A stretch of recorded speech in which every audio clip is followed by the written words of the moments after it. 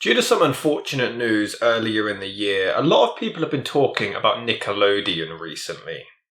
For a lot of people from my generation, Nickelodeon was a major part of our childhood. There were countless TV shows that we all grew up with, which now sadly have a negative stigma surrounding it due to the individual responsible for bringing these comedic gems into our living rooms. And this would sadly only continue with the unfortunate news of Drake Bell. Not only did Drake bravely come out to discuss sexual abuse that he had endured as a child, but he also spoke up to clear his name from previous allegations. Allegedly, the supposed victim has since admitted to lying about her age, and Drake's name is potentially now in the all clear. But you can never be so sure, so if in a few years' time more information comes out and it turns out that Drake Bell is actually guilty, I will apologise now in advance and admit that I was wrong. But at the time of making this video, it seems that he is innocent. And I just wanted to make this review to show my support for Drake Bell. Much like its predecessor of a similar nature, Kenan and Kel, Drake and Josh also started with a comedy sketch show, this time The Amanda Show. Drake and Josh showed great chemistry together during one particular sketch, and this led to producer Dan Schneider deciding to give the duo their own spin-off series. The show follows Drake and Josh's parents shacking up, with the latter and his father moving in with the former, his mother, and his little sister Megan, played by iCarly herself. Drake is the cool and charismatic musician who gets all of the girls, and because it's a comedy in the early 2000s, Josh is the nerdy loser who screws everything up and hilarity ensues. It's a natural response. The show was a huge hit, with its premiere alone being viewed by 3.2 million people, and it became Nickelodeon's highest rated series premiere in a decade. Throughout the years, it was often one of the 10 most watched shows on cable, and would very often hit 3 million viewers every single week, which naturally led to a TV movie being produced in 2006, serving as the third season finale.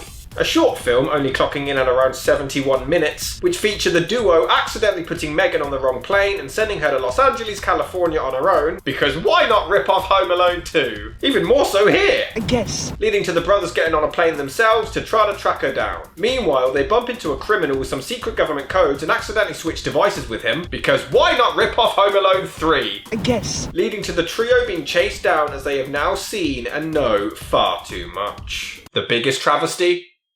Different opening theme song. It's not even Drake. Disgraceful. As always with adapting a sitcom to a film, it's extremely weird without the audience laugh track. It does take a while to get used to, which really doesn't help when a joke sucks. It's not a boat, it's a ship. And ships don't sink. Titanic. That was just a movie. Based on a true story. For real? It is pretty funny when Drake and his band traumatize a bunch of pensioners with some laser rock music. But admittedly, a lot of the humour does work. Do you think I'm boring? You just walked out? Those dumb boobs.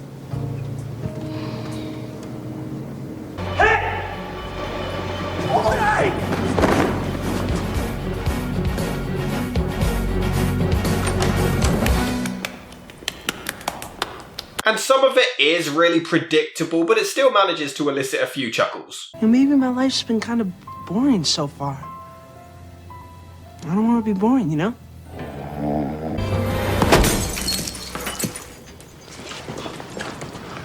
Hang on, Drake! I'm coming! But then other times, it's so predictable that the inevitable punchline really doesn't land. Oh, this is great, dude. I love having the whole road to myself. He's gonna be stuck between two fat people. Oh, get in there. Oh, I'm doing it! Shocker.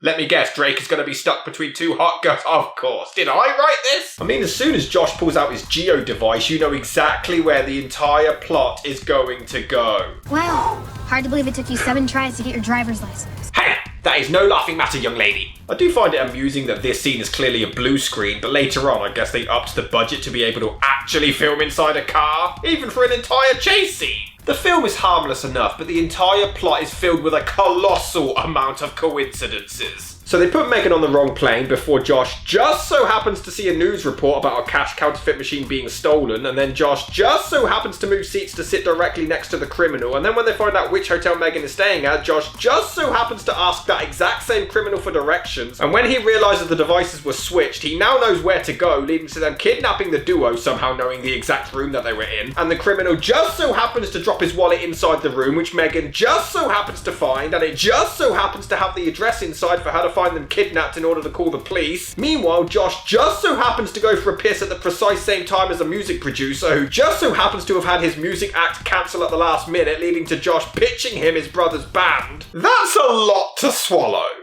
Now don't get me wrong, the movie is a lot of fun, but sometimes it doesn't quite add up. I must have done something interesting. Oh yeah, Josh never did anything remotely exciting or adventurous throughout the rest of the series before this film. Come on. My greatest adventure. Daddy splattered his brakes! George! All over the wall! Stop it, George! All over the wall! His daddy Someone talks to splattered his people like that, brakes! George. All over the wall! Shut the fuck all over the wall! All over the wall! Oh yeah! But what kind of taxi driver comes to the door? Completely unrealistic. No, they show up outside, and if you don't come out within 20 seconds, they drive off. They're late taking Megan to the airport. My plane takes off in 45 minutes. With security and everything, there's no way that they make it. Why are they even trying? See you guys. Oh, bullshit. In fact, this movie has a really bad concept of time. It's a 45-minute drive from here. We're never gonna make it. Well, you might, with a fast car. So just ignore all the speed limits, yeah? Not only are Drake and Josh somehow able to get past security without a ticket to take Megan to the gate, but how does she even get on the wrong plane? She quite literally shows her boarding pass to the stewardess. You gotta stop that plane! That's impossible. Why? Just call the pilot man and tell him to turn the plane off and not to fly away! I'm sorry, but once the doors of the plane have been closed, the flight can't be stopped from taking off. A child is on her own! I'm pretty sure that constitutes an emergency! Christ, no wonder 9/11 happened. How do they even book a flight for themselves? Do they normally just walk around carrying their passports when they're on random trips with their sister? Although it is pretty funny how they rule out any possibility of helping, as Josh kept Megan's phone and she loses signal on a call to the police, which shouldn't happen. All phones should maintain a signal to the police, but plot got a plot! I think so. But as soon as Megan arrives in LA, she immediately goes to the desk, and yet Drake and Josh somehow arrive not long after and nearly find her. Did the plane leave 20 seconds later? Which is unlikely because the pilots from both planes sound damn near identical. And we've just reached our cruising altitude. This is Captain Bourbon, just letting you know. But Megan somehow gets a free limo, drinks, hotel room, mini fridge. How much to drive me to the airport? Well, he's not charged you so far for this entire trip. Why start now? I mean, they do say that she has an emergency credit card, but we never see her use it, and the film ends without us ever seeing the parents' reactions or any repercussions for what's happened. So, yeah, this airport and hotel apparently let an 11-year-old on her own get all of this shit without any questions. All right, let's go get a cab. But wait, where's the Chamberlain Hotel? But the cab driver would know. You don't need... I know they need to ask the guy for the plot to progress, but this makes no sense. Do you normally give a cab driver directions? And then... Wait, Tony Hawk? Why is Tony Hawk in this? Because it was the early 2000s and Tony Hawk had to be in everything. But in actuality, it's just so they can make this one joke. We stole Tony Hawk's Viper? How did they even steal his car? Why were the keys left in it? Also, I'm not sure if it's because I'm a parent or because of what we now know about Dan Schneider, but why the hell is 11-year-old Megan dressed like this? My God, how did nobody realise? One of the criminals actually starts off being this cool, sly badass. What's up? How are you? Would you happen to know where the Chamberlain Hotel is? Santa Monica by the beach. You have a Geo? Huh. That's cool, me too. That's great. But then he just reverts to being the goofy, dumb sidekick like Josh. She was eating this giant bucket of fried chicken and she got all ticked off because her husband didn't get her any dipping sauce. Didn't you know they won't give you dipping sauce unless you order the chicken strip? What's wrong with your hair? There's nothing wrong with his hair. That's what I'm saying. Hurry, come on! Don't yell at me like that! Would it kill you to say please? Hurry, please. Was that so hard? It's just really inconsistent. I expected more from a Nickelodeon TV movie based on a child's sitcom. What time is it? 2 in the morning. 2 in the morning.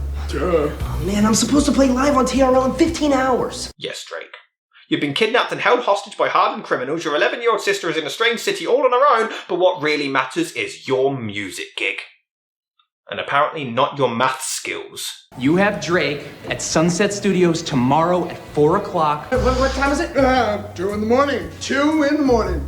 Oh, man, I'm supposed to play live on TRL in 15 hours.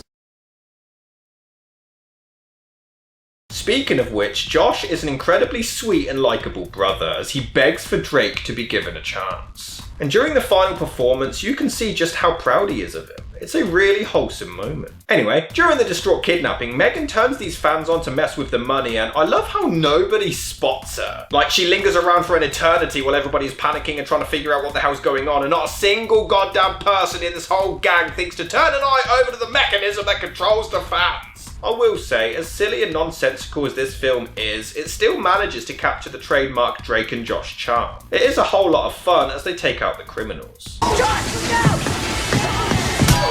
And then quite possibly one of the funniest things I've ever seen. Drake, I'm sorry. It's not even like in Rush Hour where he accidentally does it, no. He just turns around, still pauses and hesitates, and then just punches Drake. It's so random, it's brilliant. That's their leader, Milo McCrary. He's one of the FBI's 10 most wanted. Yeah, it comes as no surprise. He is not friendly. No, he is not. You're lucky we got here when we did. Wait, if the criminal's capable of worse, why didn't he just murder them instead of keeping them in a room? And yeah, as well as violating speed limits, the police even managed to give them an escort to get a kid to a music gig in time. It doesn't make any sense. And I don't care. Don't get me wrong, if you're not familiar with the show, you might find it far too cheesy or silly for your liking, especially if you didn't grow up with it. But I had an absolute blast. You can ignore how 99% of it makes no sense because It's so much fun, Chan. Get it? honestly, it's just so entertaining, and Drake Bell continued to entertain us during our childhoods.